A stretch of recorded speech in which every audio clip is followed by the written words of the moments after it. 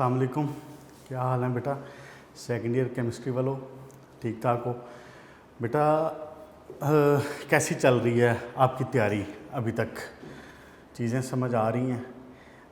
चीज़ें अभी आसान भी हैं, इजी हैं, और हमने स्पीड भी कोई इतनी ज़्यादा नहीं रखी हुई है, नॉर्मली चल रहे हैं ताकि इसीलिए आप आराम से उसको याद कर सकें। अगर फिर भी इसके अलावा कोई टॉपिक रह जाता है या कोई किसी किस्म का कोई क्वेश्चन है, कोई इशू है, तो ऑब्वियसली आप उसको कॉल करके क्लैरिफाई कर सकते हैं। अच्छा बेटा, इसके बाद लास्ट टाइम हमने पढ़ लिया था सोडियम हाइड्रोक्साइड, जो डायाफ्राम सेल था, सोडियम हाइड्रोक्साइड की प्रिपरेशन तक। आपको मैंने उस वक्त बताया था कि ये इम्पोर्टेंट टॉपिक है। डाउन सेल हो गया, ये हो गया, दोनों लॉन्ग क्वेश्चन इंपॉर्टेंट हैं। तो आपने वहाँ पे जब इसको मुकम्मल तौर पे किया था तो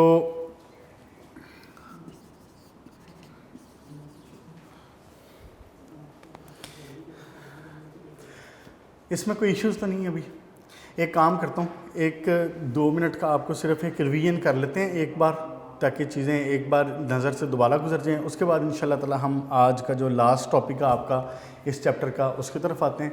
फिर इंशाल्लाह ताला नेक्स्ट लेक्चर में नेक्स्ट चैप्टर शुरू कर लेंगे।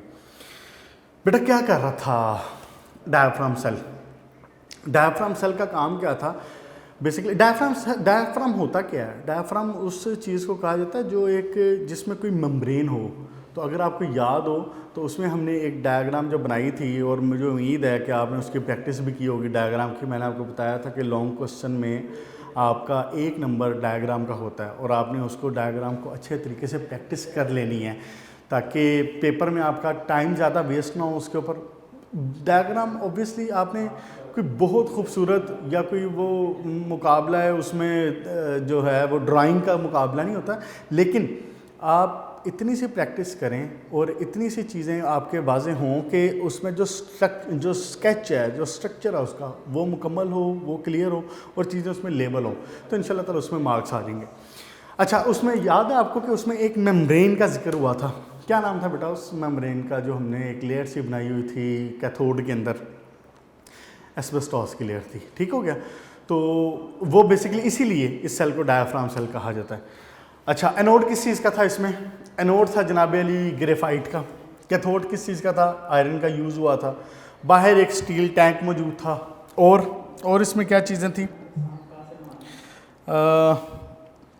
बिल्कुल ठीक है। आपने इसमें, मैंने आपको ये बात बताई थी कि आपने इसमें ये चीज़ ज़रूर मेंशन करनी है कि ब्राइन का, यानी कि सोडियम क्लोराइड के सोल्यूशन का जो एक्वस सोल्यूशन है, आपने वो यूज़ किया था डाउन सेल में और डायाफ्राम सेल में। डाउन सेल में और नेल्सन सेल में ये डिफरेंस आपने ज़रूर जहन में रखना है। डाउन सेल में यूज़ हमने किया था मोल्टन सोडियम क्लोराइड, और यहाँ पे हमने यूज़ किया है aqueous solution of sodium chloride. इसका क्या मतलब है कि पानी में इसका सोल्यूशन बनाया हुआ। तो जब पानी में सोल्यूशन बनाया तो आपको उस वक्त भी मैंने बात की थी कि अब आपके जो नंबर ऑफ़ आइंस हैं वो कौन कौन से हो गए, ये देखें ना। एक तो आपका हो गया NaCl डिसोसिएट होगा, सोडियम पॉजिटिव और Cl नेगेटिव बना देगा। उसके बाद वाटर की डिसोसिएशन होगी और वो H पॉजिटिव और OH नेगेटिव बना देगी। तो वहाँ पे हमारी ये बात हुई थी कि अब अगर इसके अंदर हम कोई ऐसा सिस्टम इस्तेमाल करें, ऐसा कोई तरीका इस्तेमाल करें कि इसके अंदर से हाइड्रोजन और Cl दोनों निकल जाएँ, तो हाइड्रोजन और Cl को, ये मिसाल के तौर पर आप हाइड्रोजन आयन को आपने किस में कन्वर्ट किया था? हाइड्रोजन गैस में। और Cl को आपने किस में कन्वर्ट किया था? क्लोरीन गैस में। तो पीछे बचा क्या था? सोडियम और हाइड्रोक्साइड। तो सोडियम हाइड्रोक्साइड बना था, और इसमें आपको बाय प्रोडक्ट के तौर पे कौन सी 2 गैसेज हासिल हो गई थी? यही दोनों जिनका भी जिक्र हुआ है, हाइड्रोजन और क्लोरीन। और फिर मैंने आपको ये भी बताया था कि जो क्लोरीन गैस है उसके ये जो इस्तेमाल है वो क्या है? वो इंडस्ट्री में अच्छा खासा इस्तेमाल है उसका। जैसे कि आजकल तो ख़ास तौर पे डिसइंफेक्टेंट के तौर पे इस्तेमाल होता है, जरासीम कुश के तौर पे इस्तेमाल होता है, वायरसेस और बैक्टीरियाज़ को किल करने के लिए इस्तेमाल होता है। तो इंडस्ट्री में अच्छा खासा इस्तेमाल है फिर क्लोरीन का। इसी तरह हाइड्रोजन गैस भी इंडस्ट्री में एज यूज़ होती है, और उसको फिर सेल भी किया जाता है इसीलिए। तो बहरहाल सोडियम हाइड्रोक्साइड का भी आपको बताया था कि सोडियम हाइड्रोक्साइड बहुत सारी इंडस्ट्रीज़ में इस्तेमाल होता है, ये भी, जिनमें मैंने चंद एक इंडस्ट्री जैसे आपके सामने सोप का, पेपर इंडस्ट्री का, इनका नाम लिया भी था। तो इसीलिए इसकी एनुअल प्रोडक्शन अच्छी खासी की जाती है। ठीक हो गया बेटा। उसके बाद इसमें आपने देख लिया होगा, यकीनन याद कर लिया होगा ये जो दो इसके प्रॉब्लम थे और उन प्रॉब्लम के सलूशन, और फिर लास्ट में आपको बता दिया था कि जो सलूशन जो है इसके अंदर वो आपको कितनी परसेंटेज का मिल रहा होता है, वो सारी बातें भी हो गई थी। 11% आपको NaH सोल्यूशन मिल रहा होता है और 16% उसके अंदर सोडियम क्लोराइड होता है। तो जब उसके अंदर 11% NaOH है और 16% उसमें NaCl है, तो बाकी क्या है? बाकी पानी है। तो ये करीब कितना बन गया? 27, तो 73% के करीब आपके पास क्या है? उसमें वाटर है। ठीक हो गया। तो डाइल्यूट सोल्यूशन ऑब्वियसली जाहिर है, देखें ना जैसे हमने बात की थी वो डायग्राम में उसने दिखाया हुआ आपको कि ऊपर से जब वो रस के नीचे आता रहेगा, ऊपर से रसता हुआ नीचे आएगा, ड्रॉप वाइज नीचे आएगा, तो ऑब्वियसली उसमें पानी भी आ रहा है क्योंकि आपने एक्वा सोल्यूशन बनाया हुआ उसका। तो जब उसका वो पानी भी उसके अंदर चूंकि मौजूद है, तो आप इसको बाद में इवेपोरेट कर लें, सोडियम क्लोराइड क्रिस्टलाइज हो जाता है बीच में, ये अलग हो जाएगा, आपको लास्ट में करीब सोडियम हाइड्रोक्साइड 50% के करीब मिल जाता है। अच्छा जी बेटा, अब आ जाएं आप नेक्स्ट टॉपिक के ऊपर, और आज का जो टॉपिक है आपका वो है role of gypsum in agriculture industry. अच्छा, इसमें हम बात कर लेंगे जिप्सम की और साथ में लाइम की। हमने बेसिकली ना दो चीज़ों को डिस्कस करना है अब आज। तो बेटा सबसे पहले देख लेते हैं इसका रोल ऑफ जिप्सम इन दो चीज़ें डिस्कस करेंगे इसमें, जिप्सम का और लाइम का, दो चीज़ें डिस्कस होंगी।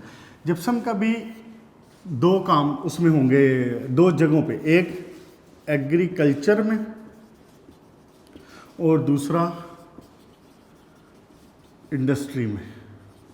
फिर उसके बाद रोल ऑफ लाइम, वो भी इसी तरह एग्रीकल्चर में और उसके बाद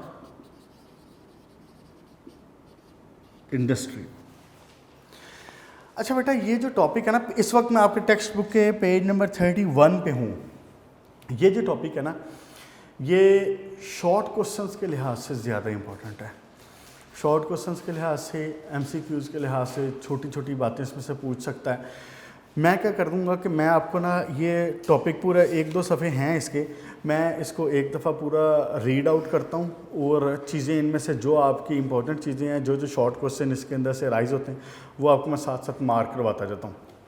ठीक हो गया बेटा? आए जी, सबसे पहले पेज नंबर 31 पे role of gypsum in agriculture and industry. सबसे पहले जिप्सम को देख लेते हैं। जिप्सम बेसिकली है क्या? कैल्शियम सल्फेट का हाइड्रेटेड सॉल्ट है। यूँ लिख देते हैं ना इसको कि इसके अंदर 4 मॉलिक्यूल वाटर के हुआ करेंगे और कैल्शियम सल्फेट का हाइड्रेटेड सॉल्ट है। इसका मतलब कि इसके अंदर हाइड्रेटेड सॉल्ट का मतलब क्या है कि इसके अंदर वाटर शामिल है। तो आपने ये बात पढ़ी हुई है फर्स्ट ईयर में भी अपने कि ये हाइड्रेटेड सॉल्ट्स क्या होते हैं, जिनके अंदर वाटर ऑफ क्रिस्टलाइजेशन उसके अंदर पैक्ड होता है, उसके अंदर शामिल होता है। तो ये इसका फार्मूला है कैल्शियम सल्फेट। अच्छा, अब अगर ये देखा जाए तो ये हमें, अगर एग्रीकल्चर की बात करूं प्लांट्स के हवाले से, तो आप मोस्टली जो बायो के बच्चे हो, जो बायो पढ़ रहे हो, जिन्होंने मैट्रिक में बायो पढ़ी है, आपने देखा हुआ है, आपने ये पढ़ा हुआ है कि प्लांट्स के साथ जो मिनरल्स हैं इनका क्या ताल्लुक़ है। मिनरल्स के बगैर हमारी जो लिविंग ऑर्गेनिजम्स हैं, चाहे वो प्लांट्स हैं या एनिमल्स हैं, लेकिन यहाँ पे चूँकि एग्रीकल्चर का जिक्र हो रहा है तो मैं प्लांट्स का जिक्र करता हूँ। तो प्लांट्स में आपको पता है कि मिनरल्स के बगैर प्लांट का सर्वाइव करना पॉसिबल नहीं होगा।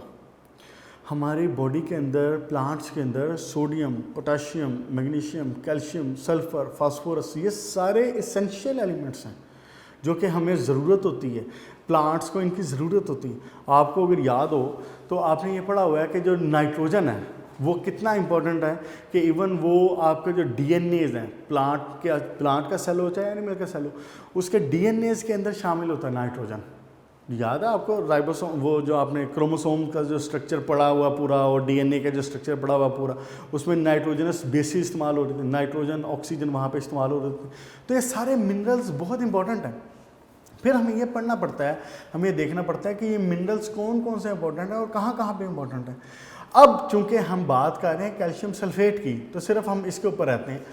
अगर मैं कैल्शियम सल्फेट, वाटर हाइड्रेटेड है, साथ में वाटर तो ठीक है, तो कैल्शियम सल्फेट को अगर मैं ऐड करता हूँ सॉइल में तो मुझे क्या मिलेगा इसमें से? देखें ज़रा, ऑक्सीजन जो तो ठीक है मिल जाएगी, एक मुझे दूसरा फ़ायदा इसमें से क्या हो रहा है? कैल्शियम का।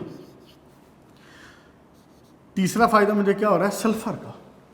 अगर कैल्शियम सल्फेट को, जिप्सम को इसमें सॉइल में ऐड किया जाए तो ये एक रेडीली, एक तैयार समझ लें आप कि एक आपके लिए ये एक वो फार्मूला मौजूद है जो कि आपको कैल्शियम और सल्फ़र की कमी को, कैल्शियम और सल्फ़र की ज़रूरियात को पूरा कर रहा है प्लांट के अंदर। ठीक हो गया बेटा? आए ज़रा इसको बुक पे एक नज़र देखें। कहता है कि जी gypsum is hydrated salt, calcium sulphate large deposit in water हैं, इसके वर्ल्ड में होते हैं इसके। उसके बाद gypsum is applied to the soil as the source of calcium और सल्फर, जैसे मैंने आपको बता दिया है कैल्शियम और सल्फर के सोर्स के तौर पर इस्तेमाल होता है। The calcium supplied by the gypsum fertiliser is important in crop production whereas soils are subjected to extensive leaching. Leaching क्या होती है? कुछ सॉइल्स ऐसी होती हैं जो कि उनको, जो उनके अंदर मिनरल्स ऐड अप की जाती हैं या पानी होता है मौजूद उसके अंदर, वो उसको रिटेन नहीं कर पाती, वो उसमें से रस जाता है, उसमें से नीचे की तरफ चला जाता है, सॉइल की टॉप से नीचे की तरफ चला जाता है, इसको कहते हैं लीच आउट होना। तो ऐसे सॉइल्स जिसमें एक्सटेंसिव लीचिंग होती है उसमें कैल्शियम सल्फेट को अगर ऐड किया जाए तो ये फ़ायदेमंद होता है सॉइल के लिए। अच्छा जी, अब ये देखें छोटी सी बात कि sulphur has been recognised as essential constituent of the plants for centuries. Sulphur compounds has been applied to the soil because of their observed beneficial effect on the plant growth. ये नहीं कि हमने देखा हुआ है विद द टाइम के इसके जो फ़ायदे होते हैं प्लांट को, तो इसके लिहाज से इसको सल्फ़र को ऐड किया जाता रहा हुआ है। अच्छा, फिर एक इम्पॉर्टेंट जो बात बनती है वो ये है कि सल्फ़र जो है वो क्लोरोफिल डेवलपमेंट के अंदर इम्पोर्टेंट रोल प्ले करता है, चाहे ये कोई डायरेक्ट कंस्टिट्यूएंट नहीं है। उसने आगे ये बात लिखी हुई है, although not a constituent of chlorophyll, chlorophyll का कोई कंस्टिट्यूएंट नहीं है, लेकिन अगर सल्फ़र की कमी हो ना तो हमने ये देखा है कि उसका जो प्लांट है वो पेल ग्रीन कलर का हो जाता है, यानी कि उसका जो ग्रीन कलर है वो हल्का पड़ जाता है, वो जैसे जर्द हो जाता है ना, जैसे जर्द कलर हो जाता है।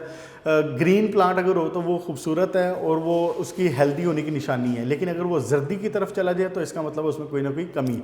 तो सल्फ़र उसको बेसिकली असिस्ट करता है, डायरेक्टली क्लोरोफिल के साथ अटैच नहीं है, उसके अंदर फार्मूला नहीं है, उसके अंदर एड अप नहीं है, लेकिन ये इसको असिस्ट करता है इसके कलर को होने में, इसके नॉर्मल होने में प्लांट में।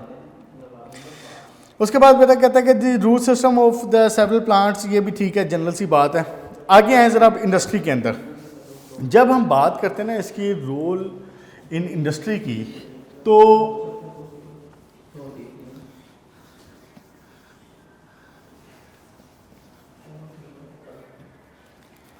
Role of gypsum in industries. अब बेटा यहाँ पे ना 3-4 शॉर्ट क्वेश्चन बनते हैं। एक आपका बनता है प्लास्टर ऑफ पेरिस का, फिर एक बनता है डेड बर्न्ट जिप्सम का, ठीक हो गया। उसके बाद फिर सेटिंग प्लास्टर्स का बनता है एक शॉर्ट क्वेश्चन, मैं आपको ये सारे यहाँ पे लिख देता हूँ। अब ये इसका जो क्वेश्चन पूछेगा पेपर में वो कैसे पूछेगा, ये शॉर्ट क्वेश्चन ही पूछेगा। प्लास्टर ऑफ पेरिस का जिक्र पहले हुआ भी है, आई थिंक लास्ट लेक्चर में शायद हुआ था या उससे पहले। प्लास्टर ऑफ पेरिस का पूछेगा कि what is plaster of Paris, तो आप वो जो उसमें लास्ट टाइम बात हुई थी उसमें से भी बता सकते हैं, वरना इसमें से भी बता सकते हैं, बात एक ही है, चीज़ एक ही। फिर एक बड़ा इंपॉर्टेंट शॉर्ट क्वेश्चन बना करता पूछता है कि what is dead burned gypsum, how dead burned gypsum is prepared, ये बातें। फिर एक बात पूछा करता है कि स्पेशल प्लास्टर्स क्या होते हैं। अब स्पेशल प्लास्टर में आगे से 2 प्लास्टर हैं, वो है सीमेंट प्लास्टर और हार्ड फिनिश प्लास्टर। अब इन दोनों में से भी कुछ भी पूछ सकता है, अलग से भी पूछते थे। ये भी कह लेता है कि हार्ड फिनिश प्लास्टर बताएं क्या होता है, और ये भी कह लेता है कि स्पेशल प्लास्टर बताएं क्या होता है। तो इस तरह से ये तीनों शॉर्ट क्वेश्चन बन सकते हैं। अब इन पे आ जाए ज़रा एक नज़र, और मैं आपके साथ में बता देता हूँ कि ये है कहाँ कहाँ पे। पेज नंबर 31 के जो लास्ट में है role of gypsum in industries. अच्छा बेटा, एक बात तो ये कि बुक से तो चलिए मैं आपको मार्क करवा रहा हूँ और साथ में बता रहा हूँ आपको। टेक्स्ट आपका जो नोट्स हैं, यूनिक के जो नोट्स हैं, उसके अंदर ये सारी बातें आपको पता है कि उसने शॉर्ट क्वेश्चंस को अलग से एडअप किया होता है।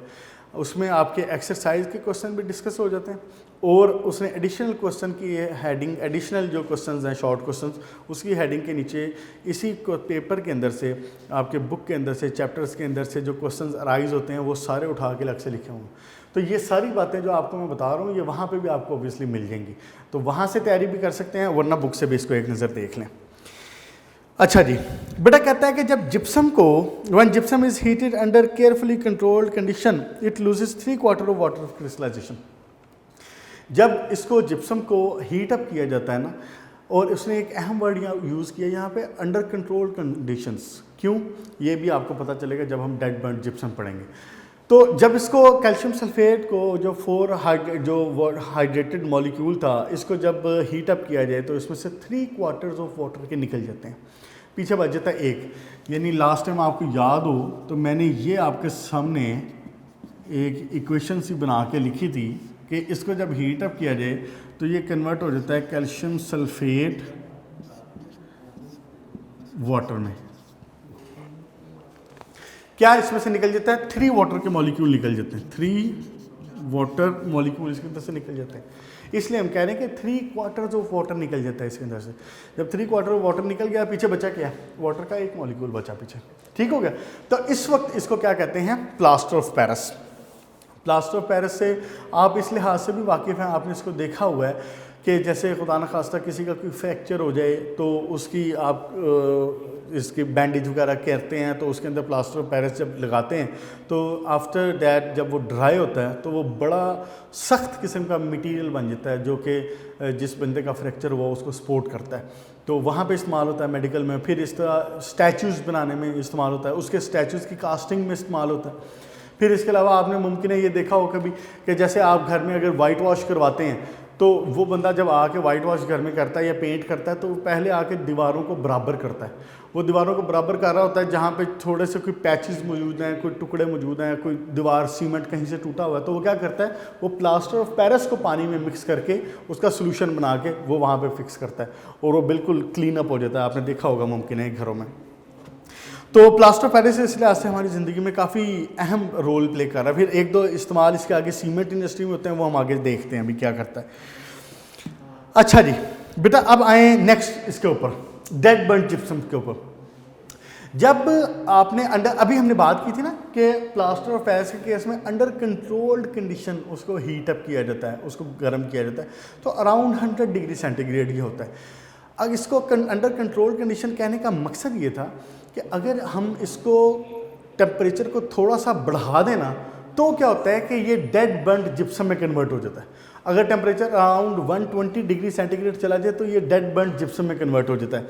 इसको देखें ज़रा, इसका जवाब अगर वो पूछता है आपसे शॉर्ट क्वेश्चन में कि what is dead burn gypsum, तो यहाँ पे इसकी बात ये बनती है कि जब आप उसको जिप्सम को हीट अप करते हैं under control condition, it produces plaster of Paris. तो जब प्लास्टर ऑफ पेरिस को मज़ीद हीट किया जाए, टेम्परेचर डिग्री सेंटीग्रेड उसने बुक में नहीं लिखा हुआ इसलिए आपको भी लिखने की ज़रूरत नहीं, लेकिन इन्फॉर्मेशन के लिए बता रहा हूँ कि अराउंड 120 डिग्री सेंटीग्रेड ये होता है। तो जब इसको इतना हीट किया जाए तो it converts to dead burn gypsum. उसमें होता क्या बेसिकली, जो उसके अंदर रिटेन्ड वाटर था ना, ये वाला जो उसके अंदर बचा हुआ पानी था, ये भी बीच में से निकल जाता है। जब ये भी बीच में से निकल जाता है तो ये बिल्कुल एनहाइड्रस हो जाता है। तो जब एनहाइड्रस होता है तो अब ये पानी को एब्जॉर्ब करने में ज़रा टाइम लेता है, फिर इतना तेज़ी से नहीं एब्जॉर्ब कर पाता, इसलिए इसको फिर क्या कहते हैं? Dead burn gypsum.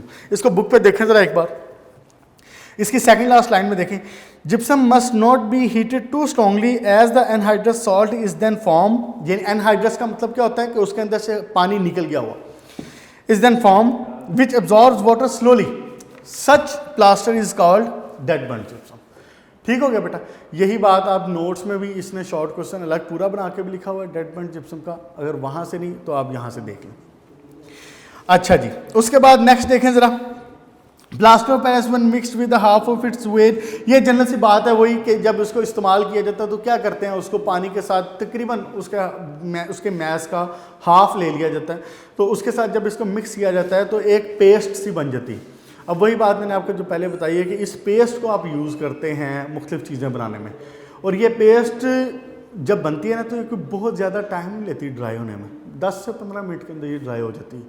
ठीक हो गया, तो और ड्राई होकर ऑब्वियसली वो सॉलिडिफाई हो जाती है, फिर आपने जो भी चीज़ बनाई है ये जहाँ पे भी उसको फिक्स किया है वहाँ पे वो फिक्स हो जाती है। अच्छा जी, ये एक छोटा सा बात है कि जी अगर 2 नंबर का वो शॉर्ट क्वेश्चन पूछ लेते हैं कि जी प्लास्टर ऑफ पेरिस कहाँ पे इस्तेमाल होता है, तो पेज नंबर 32 में इसका थर्ड जो पैराग्राफ आपका, plaster of Paris is use for making plaster walls, cast of statuary, coins वगैरह इसमें है, फिर उसके बाद सर्जरी में है, ये सारे इस्तेमाल हैं इसके।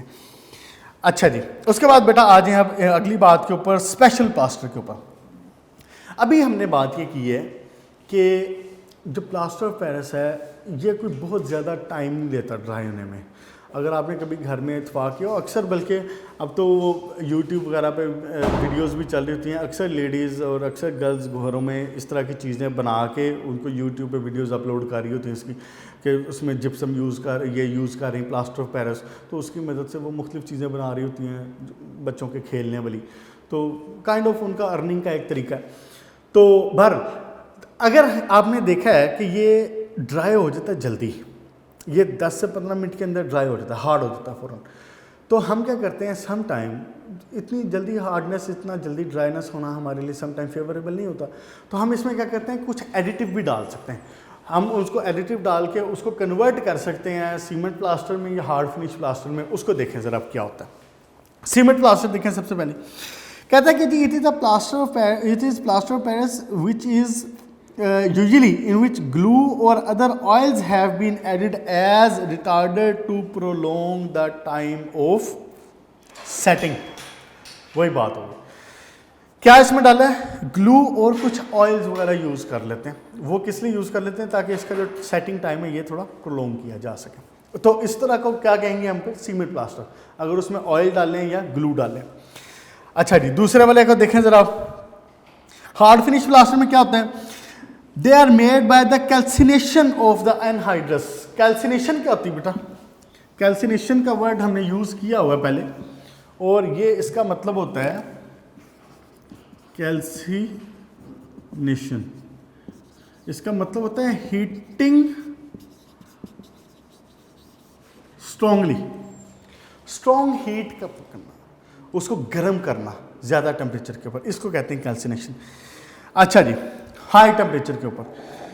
अच्छा, these are made by the calcination of the anhydrous sulphate. Anhydrous sulphate जो था उसको हीट अप किया विद एलम और बोरेक्स, यानी कि इसके अंदर हमने डाला है कोई ना कोई ग्लू और ऑयल, तो ये बन गया सीमेंट प्लास्टर। और अगर मैंने हार्ड फिनिश प्लास्टर बनाना है तो मैं इसके अंदर एलम या बोरेक्स को ऐड करता हूँ और इसमें साथ इसको हीट भी करता हूँ।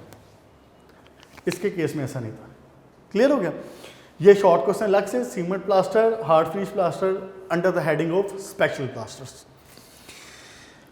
ठीक हो गया बेटा। उसके बाद देखें अगला एक और छोटा सा यूज़ है। आपको पता है कि जैसे ये भी जो बोर्ड यूज़ हुआ है, ये जो बोर्ड बना हुआ है, ये क्या करते हैं कि जो लकड़ी का वो बुरादा होता है, लकड़ी के जो छोटे छोटे से टुकड़े होते हैं, उसके साथ भी सम टाइम इसको इस्तेमाल करके और इसको एक वुड बोर्ड में कन्वर्ट किया जाता है। उसके साथ मिक्स करते हैं इसको और एक वुड बोर्ड में कन्वर्ट करते हैं, जो कि एक हार्ड फिनिश बन जाता है।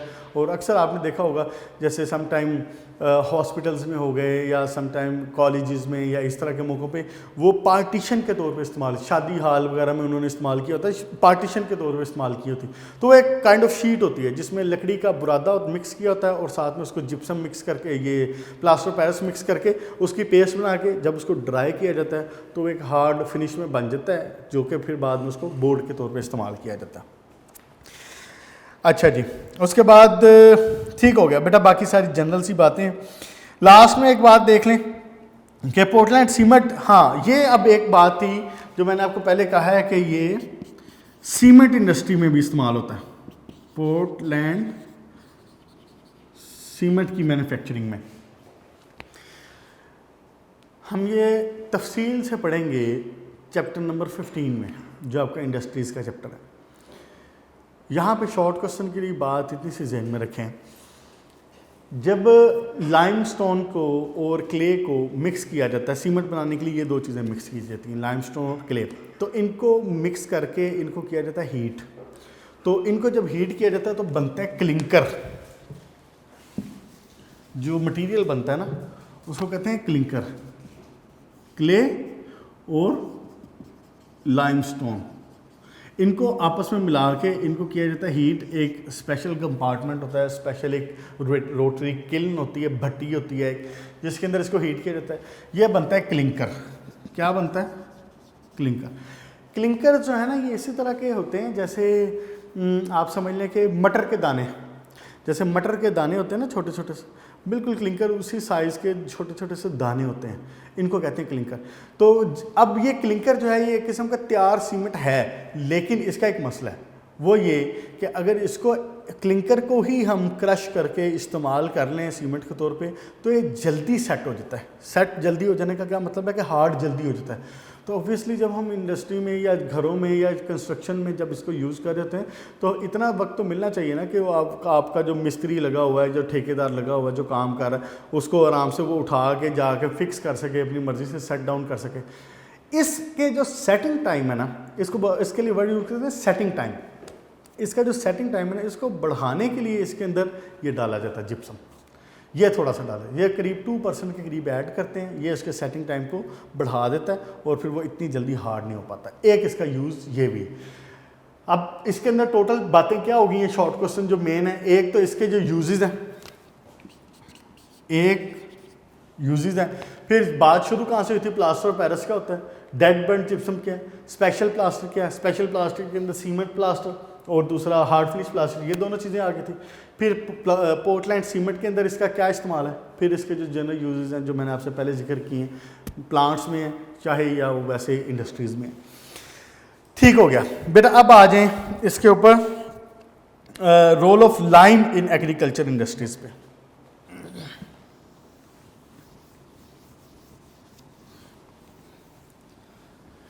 रोल ऑफ, इसमें भी दो चीज़ें देखेंगे हम, एक रोल ऑफ लाइम। अब इसमें इंडस्ट्री एग्रीकल्चर का भी देखा जाएगा और दूसरा इंडस्ट्रीज का भी देखा जाएगा। इसमें मैं आपको बता देता हूं कि क्या क्या शॉर्ट क्वेश्चन बनते हैं। देखें ज़रा, role of lime in agriculture industries, large quantities of calcium oxide. Calcium oxide होता है बेसिकली, लाइम क्या होता है, कैल्शियम ऑक्साइड। Calcium oxide